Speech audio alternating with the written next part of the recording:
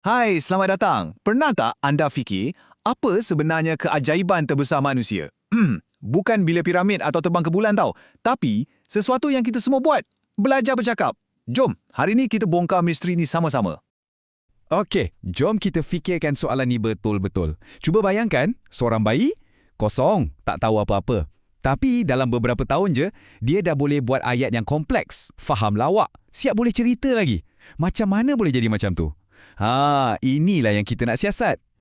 Okey, sebelum kita pergi lebih jauh, kita kena faham dulu apa benda pemerolehan bahasa ni. Ia bukan setakat hafal perkataan tau. Ia satu proses yang sangat kompleks untuk kita kuasai satu sistem komunikasi. Dan ada beberapa teori yang best gila tentang macam mana otak kita buat semua ni. Jadi, petunjuk pertama kita datang daripada satu teori ni. Teori ni anggap bahasa ni macam kita belajar naik basikal. Kena latih, dan terus latih. Inilah dia pandangan behaviorisme.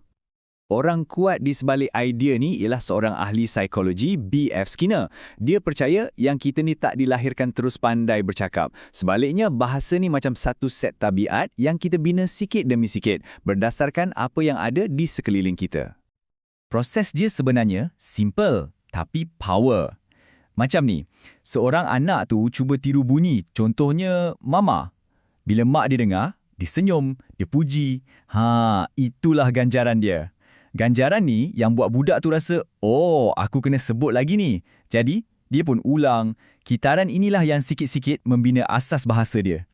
Kalau kat sekolah pula, teori ni kita nampak dalam bentuk latihan dan latih to be. Ingat tak dulu kena hafal sifir? Atau sebut perkataan sama berulang-ulang kali sampai betul. Itulah dia. Tujuannya satu je, nak bina asas yang kuat melalui pengulangan dan ganjaran. Okey, sekarang jom kita beralih ke pandangan yang kedua. Yang ni pula kata, belajar bahasa bukan setakat ulang-ulang je, tapi ia ada kaitan dengan pemikiran kita. Inilah teori kognitif.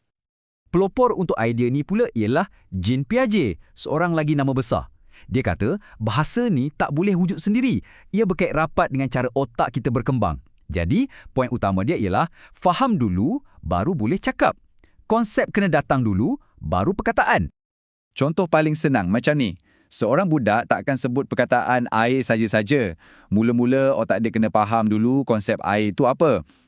Benda cair, boleh minum, hilangkan haus. Bila konsep tu dah klik dalam kepala dia, barulah perkataan air itu ada makna. Jadi, kesan dia kat sekolah memang besar.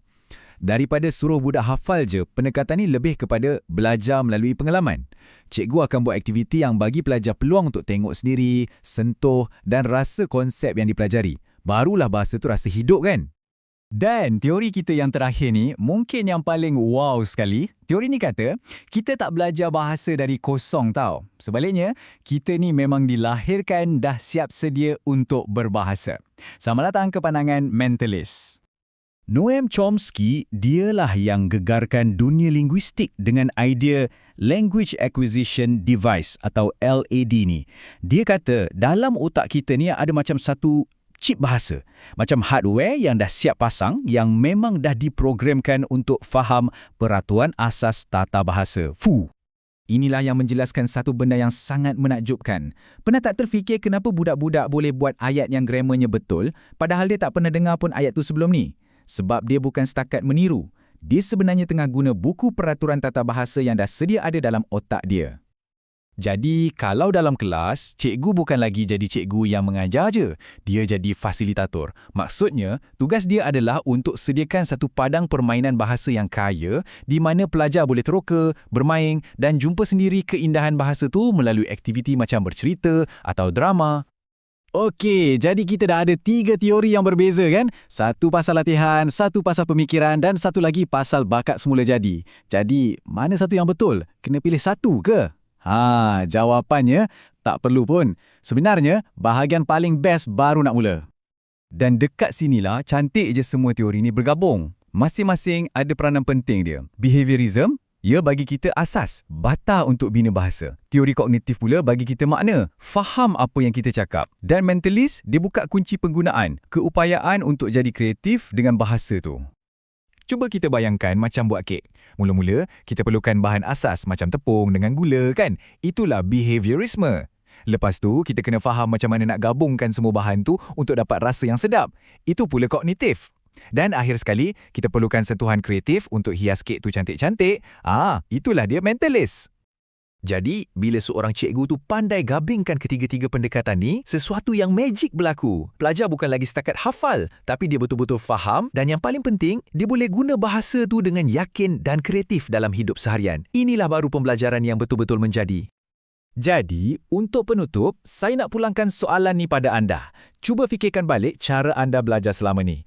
Anda ni jenis yang lebih suka belajar melalui latihan berulang kali? Atau anda kena faham konsep dulu, baru boleh ingat?